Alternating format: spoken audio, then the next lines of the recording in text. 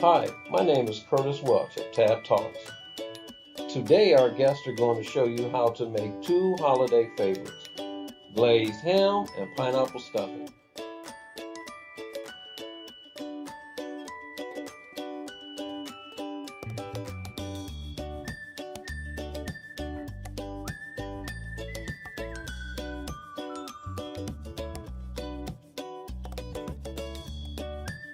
We can promise you that your table and taste buds are going to pop with these new and creative recipes.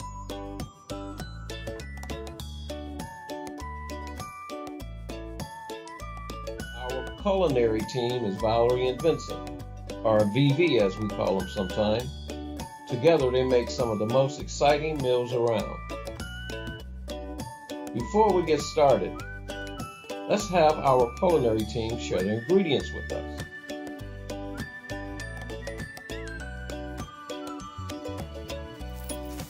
Thanks, Curtis. Here's the recipe for a classic glazed ham. A 9 to 11 pound bone-in smoked ham, 2 tablespoons of whole cloves, 2 tablespoons of margarine, 1 cup of packed light brown sugar, half a cup of honey, a third a cup of pineapple juice, and 2 tablespoons Dijon mustard. Now the ingredients for the pineapple stuffing. 1 cup of margarine, 2 cups of white sugar, 8 shelled eggs, 2 20-ounce cans of crushed pineapple, drained, and 10 slices of Hawaiian bread.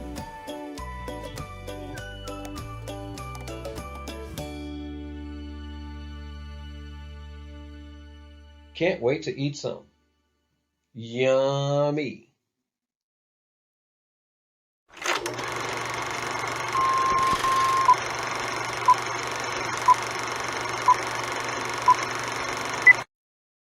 I'd like to welcome some very special guests to Tab Talk this evening. We have Val and Vincent. Welcome to Tabernacle Talks. Thank you. Thank you. And this evening, we're going to be preparing the glazed ham and pineapple dressing. Can you share some of the ingredients to prepare the glazed ham and pineapple stuffing? Let's start with the ham, Vince. You selected a spiral cooked ham with a bone in. How does this meat selection compare with a boneless ham? Well, when the ham has a bone through it, it is definitely more tender and more lean. Also, when you're done with the ham, you're going to be making sure that you take the bone out, well, basically your leftovers of the ham, remove it from the bone. And you want to definitely make sure you could use the ham bone for, like, if you wanted to do like crock pot green beans and ham, or you can make, northern beans and ham. So you definitely, that way it is better than just boneless regular ham. Flavor-wise, is definitely also adds to it. The ham. Also, the bone is conductor for heat, so therefore you'll get a nice even cooking with the ham. It slow cooks with the ham also.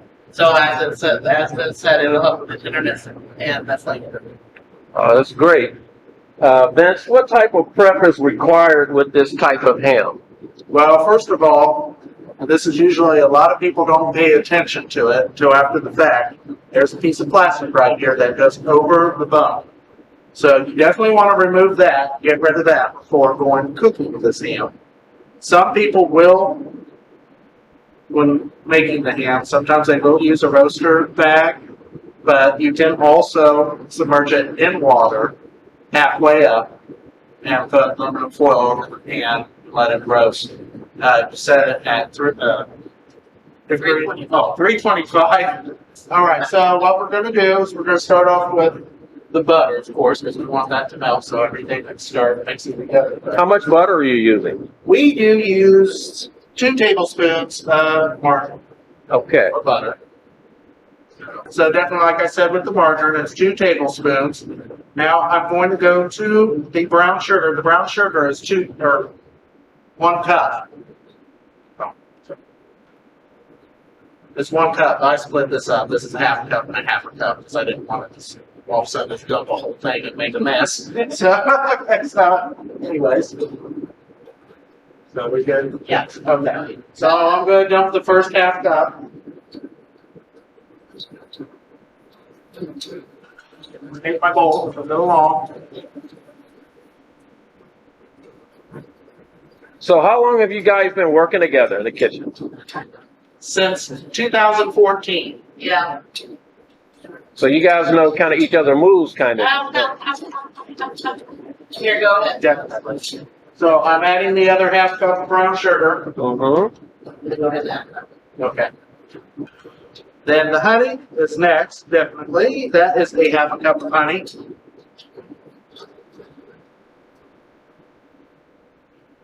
We're going to wait for that to melt a little bit. Mm-hmm. And then you're going to add in the pineapple juice and the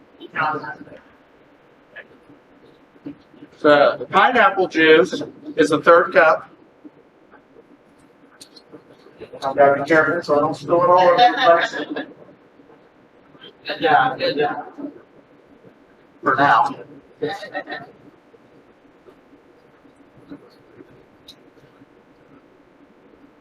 Okay.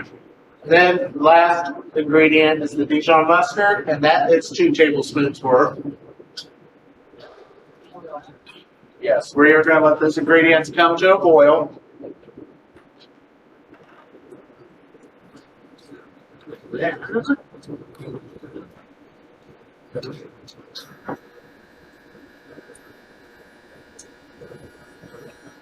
Vinceroni, how long does it take to prep the glaze?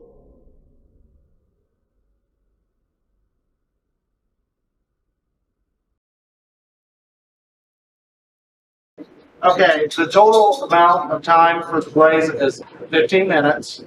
10 minutes basically getting the ingredients together and mixing one at a time. Then you gotta wait for it to boil, so it takes that last 5 minutes to actually come to a boil.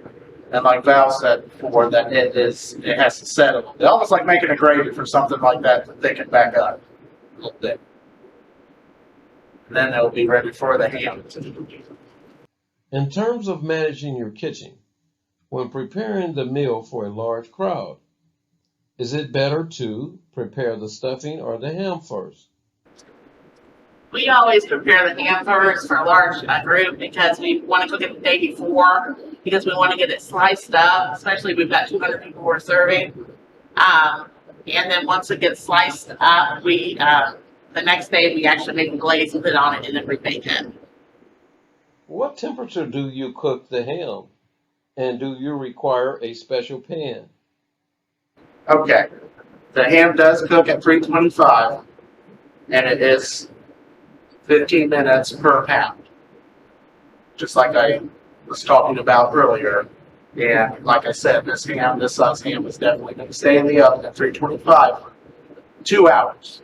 Total of 2.5 hours because the last half hour is the glaze that has to go onto it. Then you got to turn the oven heat up to the thermostat to the 400 degrees.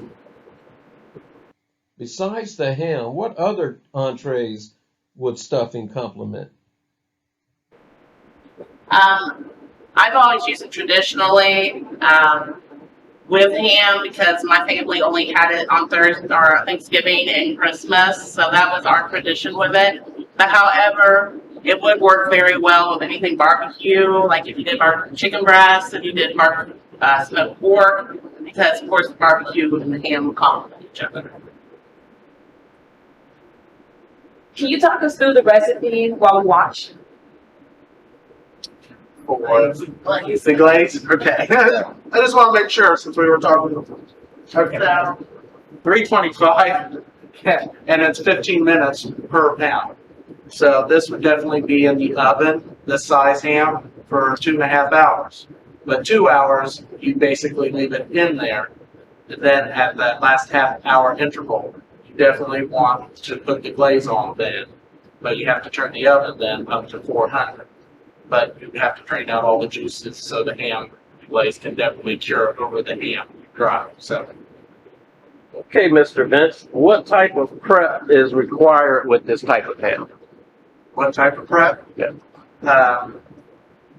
really don't have any prep except if you want to make sure that you have the whole cloves and you want to start placing them around. You don't want to do too many in that because you do not want the cloves to take over the taste of the ham, smokiness.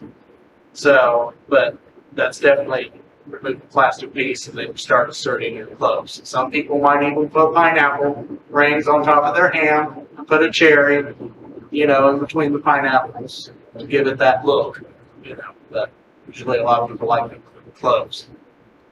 It's a lot easier with this kind of ham, like you say, 'cause it's already pre-sliced. So you can enjoy time with your family, which is the whole point of holidays. So. Vince, we noted that you said you were placing a whole clove into the skin of the ham. How does that infuse flavor? Well, the cloves do have a sweet taste to it. See, we're already started. This is a working kitchen, guys. It's a working kitchen. Constantly working, constantly. Yeah. Now, the cloves do have a sweet flavor to it, so placing the cloves into the ham and letting it cook is giving it a sweet, salty taste. That's what it definitely infuses by. But you definitely, after you get done making the ham, you definitely want to remove the whole cloves because then it will give a more sour taste as it sets. So right now I have the whole cloves. Like I said before, you don't want to put too many so it doesn't overpower the ham. So between these slices, I try to just kind of put in a few. Not do a lot. It's up to you though. How's it hard to be put into the ham?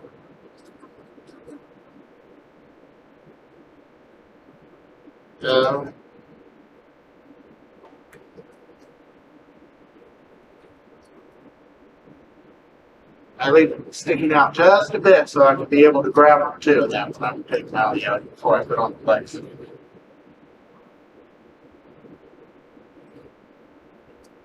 Side.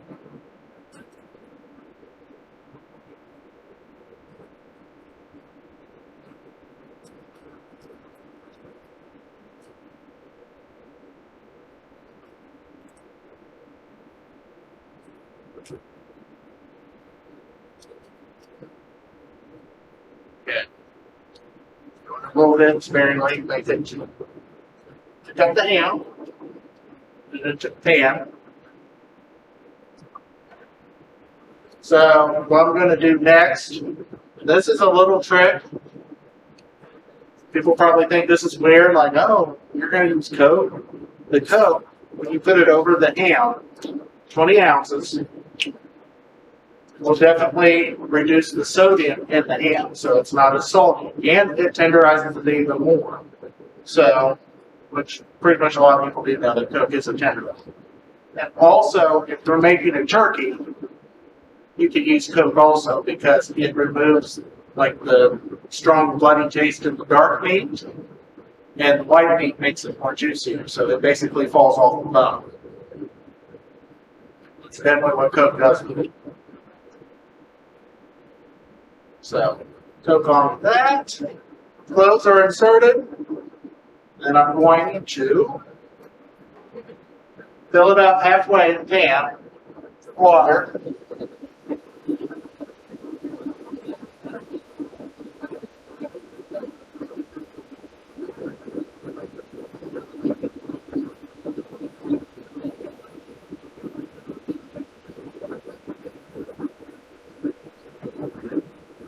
Now, do you warm water, cold water, I doesn't can matter? use cold water, yeah.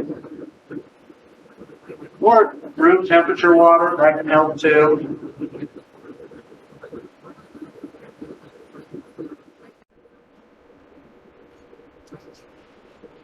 Take the aluminum foil. Make sure it's the more shinier side. That one actually conducts the heat nice and quicker. I bet you didn't know that when you use aluminum foil, you're supposed to put the shiny side against your food. Who knew? And if you want a little kitchen hack, you can roll up your aluminum foil and your kitchen scissors. You can sharpen your kitchen scissors with the aluminum foil. So while your cousin's doing all that stuff for Thanksgiving and that, the great scissor sharpener. Nope. Put it into the oven for the first 2 hours. Okay. So here is the ham. Okay.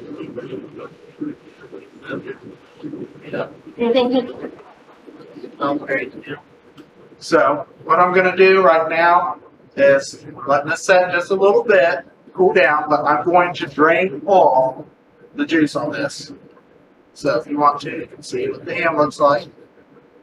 Also going to right over here. Yeah. As well drain it off. Yep. Leave a little bit of juice at the bottom so it doesn't completely dry out. Doing that right.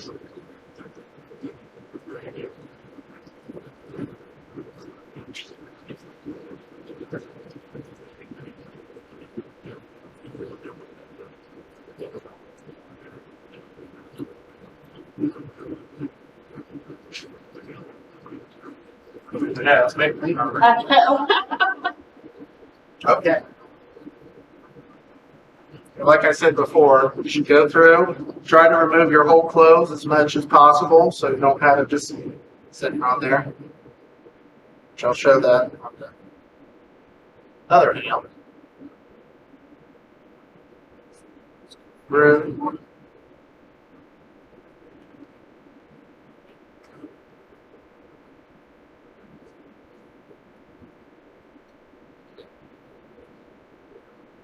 Like I said, I don't put too many on so it doesn't overpower the ham at the same time. We want like we're both meet each other. Got rid of those.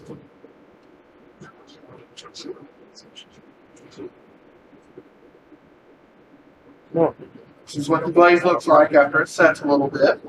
It's thickening up because you don't want to just run right off of the ham. Just trying to stir it and kind of pull it down a little bit more. All right. So there we go. That's what you guys can see. So you pour it on slowly.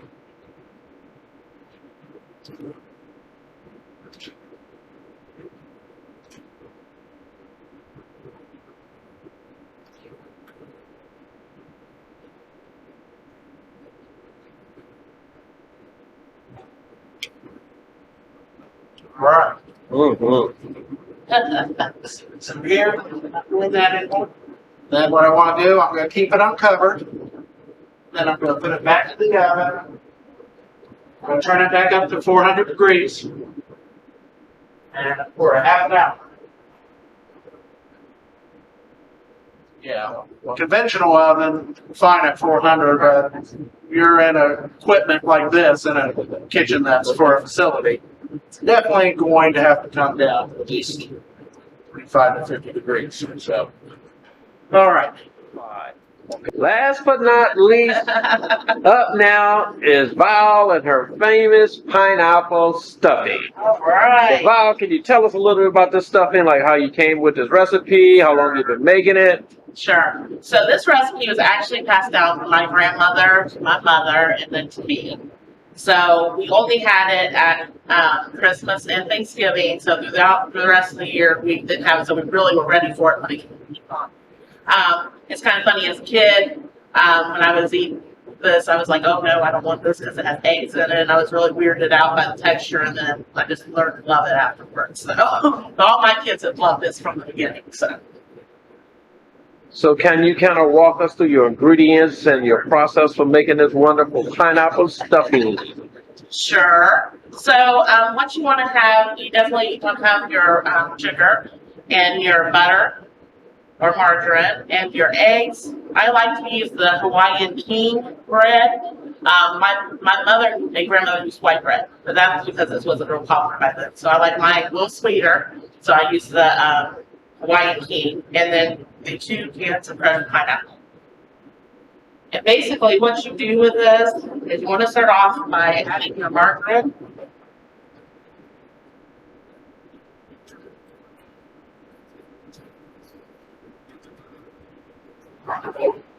This is a cup of margarine. Okay. Oh, okay. Much sugar. Oh, sorry. Plastic. Yes, thank you. Val, did you list how much butter you was using? This is a cup. Okay. So we're taking a cup. This is for 10 servings. So this is a cup. This is 2 cups of white sugar. And of course, you want to cream this together.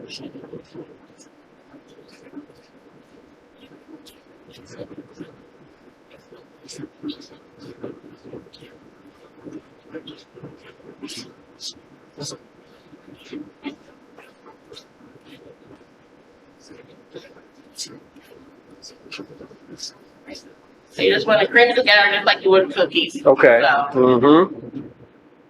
here, you want to get the eggs out next. I'm going to let Vince crack it for me while I'm stirring. Okay. So we're going to use 8 eggs. And the key to this stuffing is the eggs. You need to add 1 at a time. And it's for the aeration. So you Okay. have nice fluffy dressing. Please do it like this. Do you use the whole egg? Yes. Okay.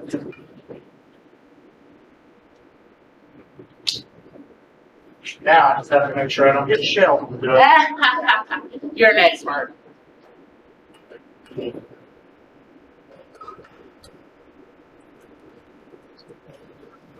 Did you say he's an egg first? I'm an expert. Yeah.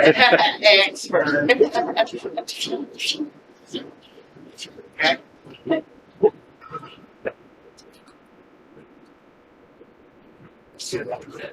And if you have grandchildren, you can have them count your eggs while you're doing it. Mm-hmm. I'll just count real quick.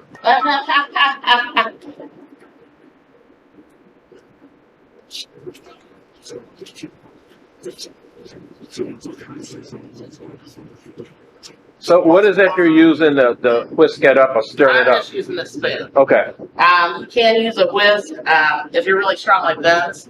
It works really well. Okay. For me, it's easier with the spoon. So it's however you want to do it. Either ways we can work. I'm going to add 2 cans of the 20-ounce pineapple. So when you're stirring up and mixing, how do you know like the consistency should it be when it's done? So I put pineapple in, but it's like this. So. Okay. So it's kind of light. Yes, it's very Okay. light. Okay.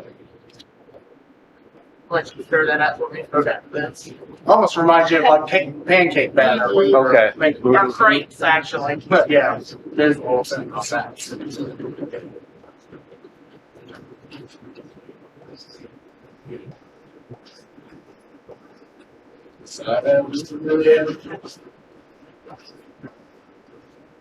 This is going to be great.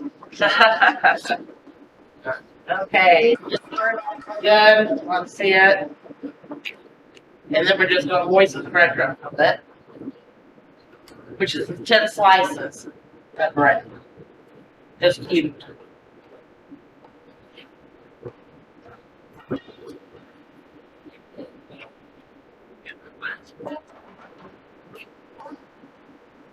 Bread soaked up a little bit. Yep.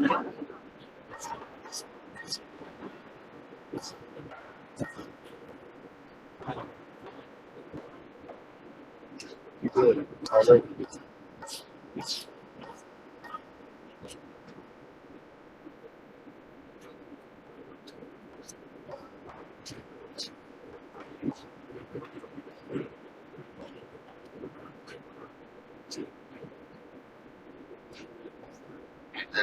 So we'll show you all that. So here's the product before it goes into the pan to be baked off. And then we just spray the pan very, very well. Good job.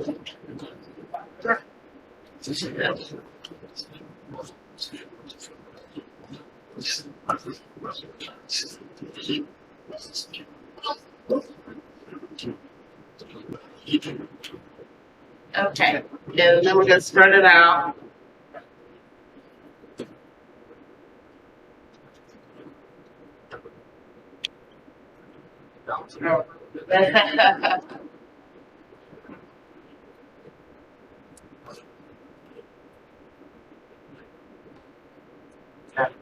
Alright, and we're gonna stick it in the oven at 350 on a regular oven. On our oven, we're doing 325 for this convection. And we're gonna put it in there for an hour for a regular oven, and for us, it's gonna be about 40 minutes. Okay, so this is definitely the finished product with the glaze on it for the ham. And this is your finished product with the pineapple stuffing. I'm sorry. That's right. Mm-hmm.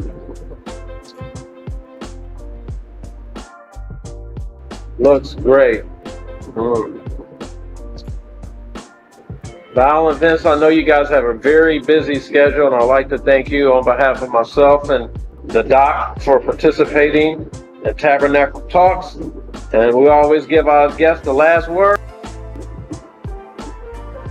Thank you for watching us make a ham and pineapple dressing. And bon appetit. Yeah.